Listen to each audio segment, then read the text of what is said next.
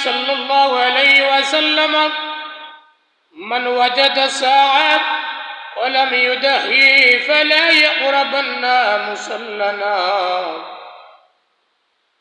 وبشان حبيبه مخبرا وآمرا إن الله وملائكته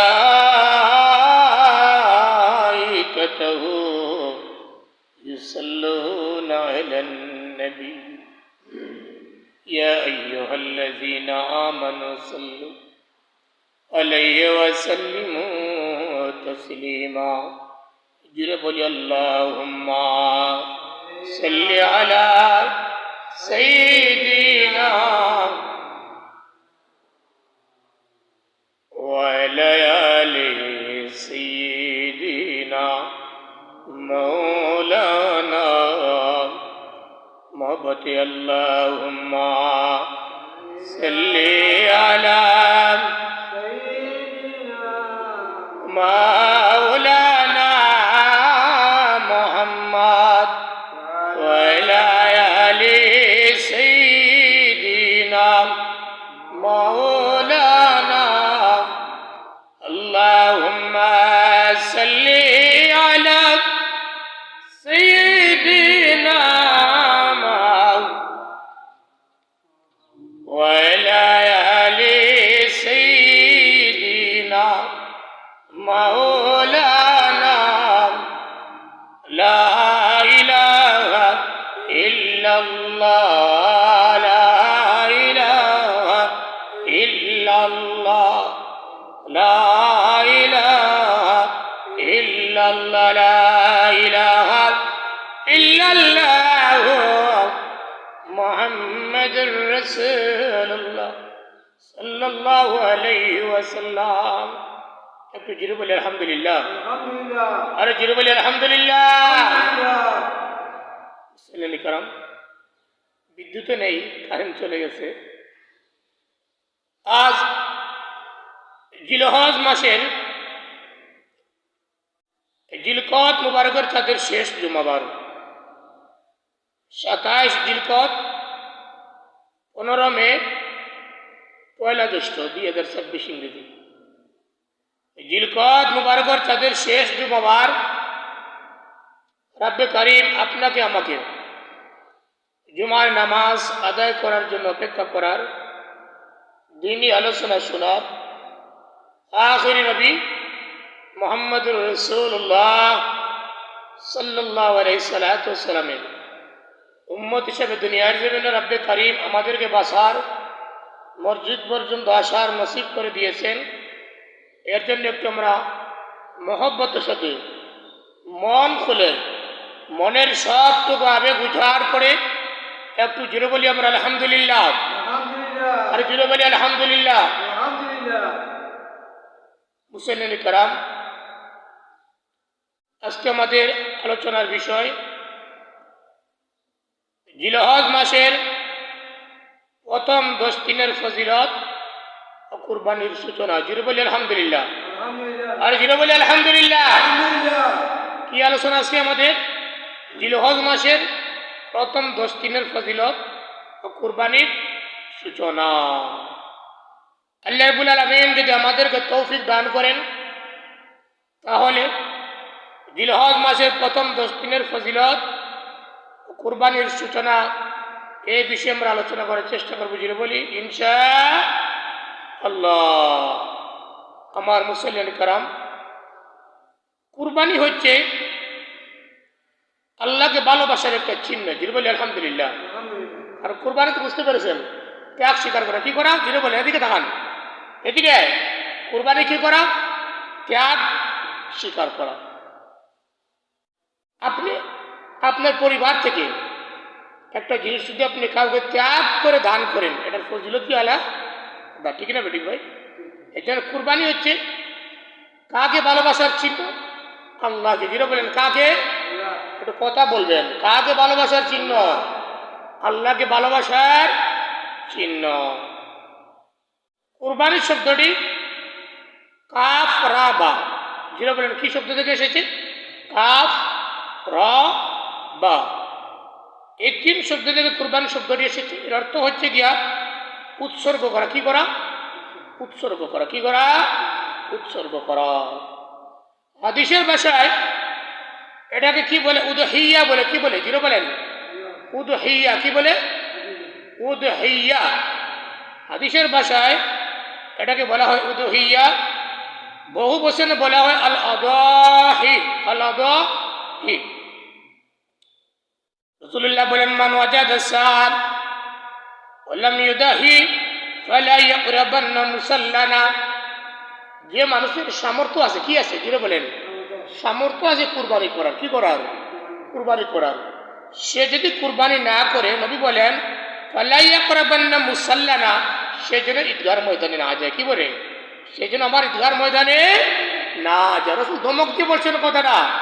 যার সামর্থ্য আছে, কি আছে? যার সামর্থ্য আছে, তৌফিক আছে, তৌফিক থাকার পরে যদি কুরবানি করে না, রাসূল বলেন মান ওয়াজাদা সাআ ওয়া লাম ইউদাহি ফালা ইয়াকরাবান্না মুসাল্লানা। যার সামর্থ্য আছে কুরবানি করার, থাকার পরেও যদি কুরবানি করে না, নবী বলেন ফালা ইয়াকরাবান্না মুসাল্লানা, সেদিন ঈদগাহর ময়দানে না যায়। ধমক দিয়ে কথাটা নবী বলছেন। তাহলে ভাই, কুরবানি কাকে খুশি করার চিহ্ন? আল্লাহকে। কুরবানি একমাত্র আল্লাহকে ভালোবাসার একটা নিদর্শন। যিনি বলে আলহামদুলিল্লাহ।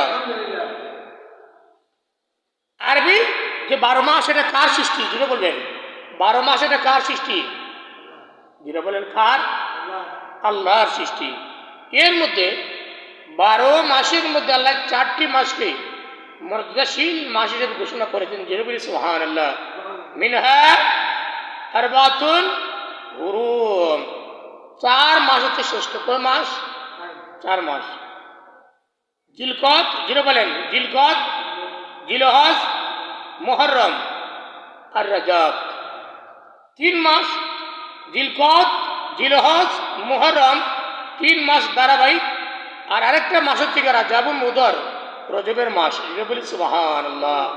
আরে যিনি বলি সুবহানাল্লাহ। রাসূল বলেন, তোমরা এই সম্মানিত 4 মাস ছাড়া যে মাসগুলো তোমরা পাইলাই, যে সময়গুলো পাইলাই, সে সময় তোমরা যে অনুপাতে ইবাদত করো, যে অনুপাতে তোমরা নামাজ পড়ো, যে অনুপাতে তোমরা দান সাদাকা করো, এই জিলকদর মাস, জিলহজর মাস, মুহররমের মাস, রজবর মাস আসার পরে তোমাদের ইবাদতের মাত্রাটা আরো একটু বৃদ্ধি করে দাও। যেটা বলি সুবহানাল্লাহ।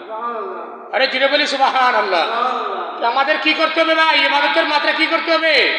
ইবাদত বাড়াতে হবে না কমাতে হবে? যেটা বলেন। এদিকে তাকান। জিলকদের মাস, জিলহজের মাস, মুহররমের মাস, রজবের মাস আসার পরে আমাদের ইবাদত বাড়াতে হবে না কমাতে হবে?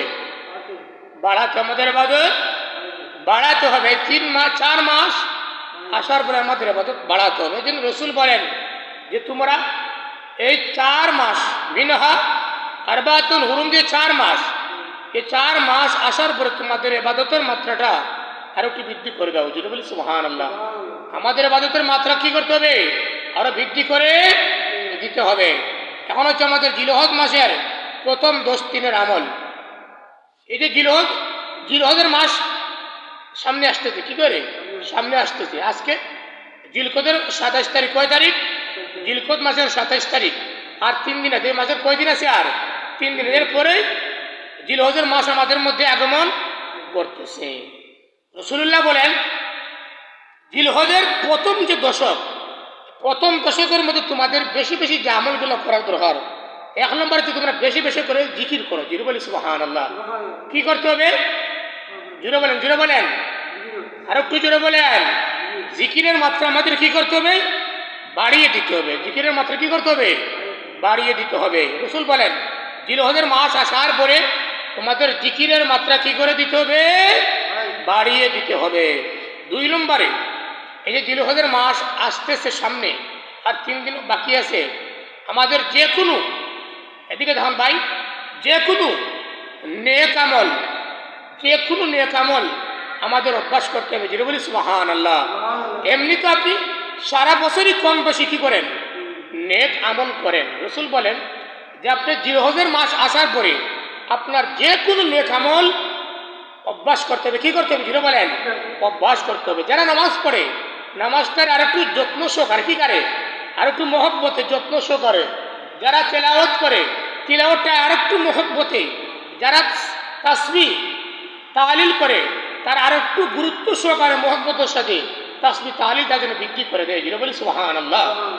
3 নম্বর, এই জিলহজ মাসের করণীয় হচ্ছে আমাদের কি কি করণীয়, কি করতে হবে জিলহজ মাসে? জিলহজ মাসে আমাদেরকে সকল গুনাহ থেকে বেঁচে থাকার বেশি করে চেষ্টা করতে হবে। কি করতে হবে? জিরো বলেন, কি করতে হবে? চেষ্টা করতে। তাহলে কি জিলহজের মাস ছাড়া আমরা কি গুনাহ করার জন্য চেষ্টা করব? ঠিক না বেটি ভাই? গুনাহ করার জন্য তো চেষ্টা করব। হ্যাঁ, রসুল বলছেন যে জিলহজের মাস আসার পরে তোমরা বেশি বেশি করে গুনাহ পরিহার করার জন্য, গুনাহ থেকে বাঁচার জন্য তোমরা বেশি বেশি কি করো?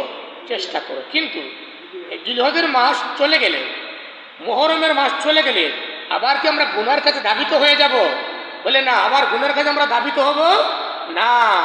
তাহলে রসুল বলেন জিলহজের মাস আসার পরে তোমরা সকল প্রকার গুনাহ থেকে বেঁচে থাকার জন্য বেশি বেশি করে কি করো?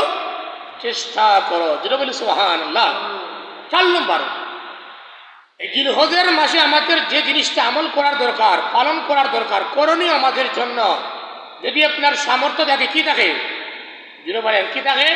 সামর্থ্য যদি থাকে তাহলে আপনি ফরজ হজ আদায় করা। কি করা? জিরো বলবেন, কি করা? ফরজ হজ আদায় করা। যেহেতু কারেন্টও নেই আজকে, বৃষ্টি মুসল্লিও কম, যদি সামর্থ্যবান মানুষ থাকে, তার নেশাব পরিমাণ সম্পদের কি থাকে? মালিক থাকে, তাহলে সে যেন কি করে? হজ করে। কি করে? জিরো বলবেন, কি করে? হজ করে। আমাদের তো মনে হচ্ছে ভাই, আমাদের বাংলাদেশের অবস্থা, মনে করেন বয়স হোক, কি হোক, বয়স হোক, হ্যাঁ, শেষ সময়ে যে তাওবা করে, হজেকে তাওবা করে আর রহমতের ফিরিস্তা হয়ে আর বাংলাদেশে চলে আসলো। হজের কাম কষ্টের না আরামের? জিরো বলবেন, জিরো বলবেন। হজের কাম, হজের যে কাজগুলা, এগুলা কষ্টের না আরামের? অনেক কষ্টের কাম। হজ করা অনেক কষ্টের কাম ভাই। আমাদের তো সমাজের প্রচলন হচ্ছে, আমরা মনে করি বয়স হোক, কি হোক, বয়স হোক, রিটায়ার্ড হোক, অবসরপ্রাপ্ত কর্নেল হয়ে যাক, কি হয়ে যাক, অবসরপ্রাপ্ত কর্নেল হয়ে যাক, মানে ফ্যামিলিগত ঝামেলা, সামাজিক ঝামেলা সবগুলা থেকে অবসর হয়ে যাক, কর্নেল হয়ে যাক। এরপরে কি করবো? ওদের মধ্যে পাঠিয়ে আর সব পুরুষ ছেড়ে রহমতের ফিরিস্তা বাংলাদেশে চলে আসবো। এভাবে কি হজ করা চলে? বলে না। আপনার সামর্থ্য আছে, শরীরের তাকত কি করতে হবে? থাকতে হবে। যদি আপনার শরীরের তাকত থাকে, আপনার সামর্থ্য থাকে, আপনি হজ করা আপনার জন্য কি ফরজ? হজ করা কি আপনার ফরজ। 6 নম্বরে রাসূলুল্লাহ বলেন, এই জিলহজের প্রথম যে 10 দিন, এদিকে তাকান ভাই, জিলহজের প্রথম যে 10 দিন, 10 দিনের ভিতরে যারা কুরবানি করবে, কি করবে? যারা কুরবানি করবে তারা নখ, এদিকে তাকান, নখ, চুল, গুপ্তস্থানের পশম, এগুলা কি করবে না? কাটবে না। যেটা বলেন কাটবে, কাটবে কি কাটবে না? কাটবে না। এই যে জিলহজের 1 তারিখ থেকে, হ্যাঁ, জিলহজের 1 তারিখ থেকে 10 তারিখ পর্যন্ত, অর্থাৎ কুরবানি করার আগ পর্যন্ত তার নখ, চুল, হ্যাঁ, অবাঞ্ছিত লোম যেগুলো আছে, কোনগুলো কি করবে না? কাটবে না। এই জন্য কখন কাটতে হবে? এগুলা তখন কাটবেন, তখন এগুলা কাটবেন। এই যে জিলকদের মাস চলতেছে, কি মাস চলতেছে? জিলকদের। আর কয়দিন বাকি? আজকে 27 তারিখ, কয়দিন বাকি? আর হয়তো 3 দিন অথবা 2 দিন, 4 দিন থাকে না ভাই। আরবি মাস কি 31 হয়? আরবি মাস 31 হয় না, হয়তো 3 দিন বা 2 দিন। এই 2 দিনের ভিতরে আপনার চুল কাটা, আপনার শেভ করা, আপনার অবাঞ্ছিত লোমগুলো পরিষ্কার করে এগুলো সেরে নেবেন যারা কুরবানি দিবেন। তখন আপনারা প্রশ্ন করবেন যে যারা কুরবানি দিবে না, হ্যাঁ, যারা কুরবানি দিবে না, এরা কি আবার কি করতে পারবে? এই অবাঞ্ছিত লোমগুলোকে পরিষ্কার, চুল দাড়ি ইত্যাদি তার অতিরিক্ত যেগুলো, এগুলাকে কর্তন করতে পারবে, কাটতে পারবে। তবে যদি না কাটে তাহলে মুস্তাবের সওয়াব পাবে। জিরো বলি সুবহানাল্লাহ। আরে জিরো বলি সুবহানাল্লাহ। এর জন্য ভাই আজকে কারেন্টের এই মুসল্লি কম, আপনারা খেয়াল রাখবেন যে যারা কুরবানি দেয় কি করে, যারা কুরবানি দিবেন আপনারা, আজকে 3 দিন আছে, আর মাত্র তাদের কয়দিন আছে? 3 দিন আছে। আজকে 27 তারিখ জিলকদের। এই 3 দিনের ভিতরে আপনার যেগুলো চুল দাড়ি মুখ অবাঞ্ছিত পশমগুলো আপনি কেটে নেবেন, আর আপনি ঈদের দিন কুরবানি দেওয়ার পরে আপনার নখ চুল অবাঞ্ছিত লোমগুলো আপনি পরিষ্কার বলেন পরিষ্কার করবেন। এটা হলো গিয়া জিলহজের প্রথম 10 দিনের আমল বা করণীয়। এরপরে আমরা কি করব? আমরা তো মনে করি ভাই যে জিলহজের 9 তারিখ ফজর হতে 13 তারিখ আসর পর্যন্ত আমরা আইয়ামে তাশরিক পাঠ করি। কথাটা ঠিক না বেটি? হ্যাঁ, আপনি কি করবেন ভাই? রসুল বলেন আপনি জিলহজ মাস শুরু হওয়ার পরে আপনি বাজারে গেছেন, আপনার দোকানে বসছেন, চায়ের দোকানে বসছেন, আপনার ঘরের ভিতরে ঢুকছেন, আপনার শ্বশুর বাড়ি গেছেন, আপনি বলবেন জুড়ে বলেন আল্লাহু আকবার আল্লাহু আকবার লা ইলাহা ইল্লাল্লাহ আল্লাহু আকবার আল্লাহু আকবার ওয়ালিল্লাহিল হামদ। জুড়ে বলেন আল্লাহু আকবার আল্লাহু আকবার লা ইলাহা ইল্লাল্লাহ আল্লাহু আকবার আল্লাহু আকবার ওয়ালিল্লাহিল হামদ। আল্লাহু আকবার আল্লাহু আকবার লা ইলাহা ইল্লাল্লাহ আল্লাহু আকবার আল্লাহু আকবার ওয়ালিল্লাহিল হামদ। আল্লাহ রসুল বলেন আপনি বাজারে যান, ঘরের ভিতরে থাকেন, গাড়ির মধ্যে উঠেন, সমাজের মধ্যে যান, আপনি তাকবীরটা কি করবেন? এই তাকবীরটা আপনি শুরু করে দিবেন জিলহজের 1 তারিখ। তখন মনে করেন বাজারের মধ্যে যদি আপনি মাছ কিনতে যান, আরে তাকবীরটা শুরু করেন একটু জুড়ে, কেউ বলবে পাগল নাকি, কি বলবি পাগল লাগে, এবং তাকবীরটা শুরু ভাই এই তাকবীরটা আপনি দিলেন। প্রথমে আপনি রসুলের সুন্নতটাকে আপনি কি করলেন? জীবিত করলেন। কি করলেন? রসুলের সুন্নত আপনি পালন করলেন। আর অপর দিকে শয়তান বিতাড়িত হবে। এর জন্য আমরা এই জিলহজের 1 তারিখ আসার পর থেকে আমরা কি করব? যে তাকবীর যেগুলো আইয়ামে তাশরিক যেগুলা এটাগুলো দেওয়া শুরু করবো। যেটা বলি আলহামদুলিল্লাহ, যেটা বলি আলহামদুলিল্লাহ। আল্লাহ আমরা দোয়া করি আমাদেরকে আল্লাহ এই জিলহজের মাস এবং তাকবীরগুলো আদায় করার তৌফিক দান করেন। যেটা বলি আমিন। এরপরে 8 নম্বর আমাদের জিলহজের আমল হচ্ছে গিয়া 9 তারিখ, জিলহজের 9 তারিখ ফজরে কয় থাকে বা রাত ফজর থেকে 13 তারিখ আসর পর্যন্ত আমরা প্রত্যেক ফরজ নামাজের পরে আইয়ামে তাশরিক একবার পাঠ করা ওয়াজিব। কয়বার পাঠ করা ওয়াজিব? যেটা বলেন কয়বার পাঠ করা ওয়াজিব? একবার। হ্যাঁ, এখন আমাদের সমাজের প্রচলন আছে তো 3 বার করে আপনি করতে পারেন, কোনো অসুবিধা, যেটা বলেন কোনো অসুবিধা নাই। তবে আইয়ামে তাশরিক প্রত্যেক ফরজ নামাজের পরে কয়বার পাঠ করা ওয়াজিব? যেটা বলবেন কয়বার? একবার। এরপর হচ্ছে কি ভাই 9 নম্বরে জিলহজ মাসের আমল হচ্ছে গিয়া আপনি জিলহজের 9 তারিখ আরাফার রোজা রাখবেন। কিসের রোজা রাখবেন? যেটা বলবেন যেটা কিসের রোজা? আরাফার রোজা। জিলহজের 9 তারিখ আপনি আরাফার রোজা রাখবেন। এবং জিলহজের 10 নম্বর জিলহজ মাসের আমল হচ্ছে গিয়া আমরা ঈদের সুন্নত সমূহ আমরা পালন করা। কি করা? এটা আমি আগামী জুম্মাবারে বলবো ঈদের সুন্নত কি কি। দুরূদ শরীফ পড়ি সাল্লাল্লাহু